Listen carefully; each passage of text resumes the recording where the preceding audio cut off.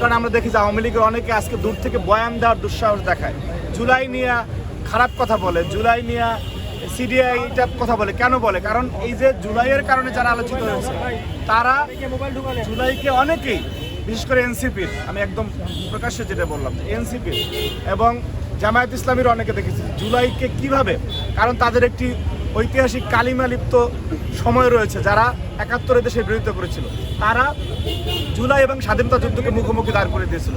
২৪ এবং ৭১কে মুখোমুখি দাঁড় করিয়ে তারা ২৪-এর যে গ্লানিমা, সেই গ্লানি মুছতে চেয়েছে, ৭১-এর গ্লানি মুছতে চেয়েছে ২৪ দিয়ে, যেটি কোনো আদৌ সম্ভব না, কারণ সেটা একটি স্বাধীনতা যুদ্ধ ছিল। সেটার মাধ্যমে আমরা একটা ভূখণ্ড পেয়েছি।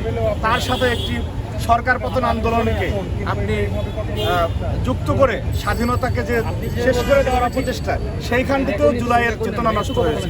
সুতরাং স্পেসিফিকভাবে মোটা দাগে জুলাইকে এরা প্রশ্নবিদ্ধ করেছে, যার কারণে পতিত ফ্যাসিস্টের যাদের আজকে কাঠগড়ায় থাকার কথা, যাদের গলায় ফাঁসির রশি থাকার কথা, তারা জুলাই নিয়ে ব্যাখ্যা দেওয়ার, তারা জুলাই নিয়ে কথা বলার দুঃসাহস দেখায়। এই পথভ্রষ্ট কিছু তথাকথিত জুলাই যোদ্ধা, যারা জুলাইয়ের মাঠে ছিল কিন্তু পরবর্তী সময় জুলাইয়ের রক্তের সাথে প্রতারণা করেছে।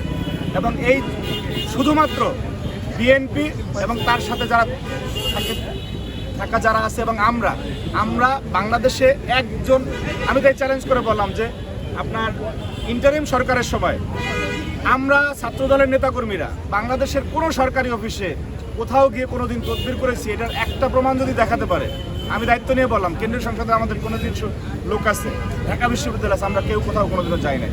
সুতরাং এটা আমরা দীর্ঘদিনের যে মুক্তির নেশায় বুধ হয়েছিলাম, যে আমরা, যে আমাদের উপর যে জুলুম চলতেছিল, সেই জাতাকল থেকে মুক্তির প্রত্যয় আমরা যে রাস্তায় নেমেছিলাম, সেই স্পিরিটকে আমরা ধারণ করি এবং আমরা বিশ্বাস করি আমাদের মাধ্যমে এই দেশের সুশাসন এবং নিয়ম মেনে চলার যে রাজনীতি, বাংলাদেশের মানুষ যেটা প্রত্যাশা করে, যে না, আমরা যেটা তারেক রহমান উদাহরণ দেখাচ্ছে, যে প্রধানমন্ত্রীও সিগনালে পড়ে গেছে, রিক্সাওয়ালাও পড়ে গেছে, আমরা সেই দলের কর্মী, সেই দলের সমর্থক।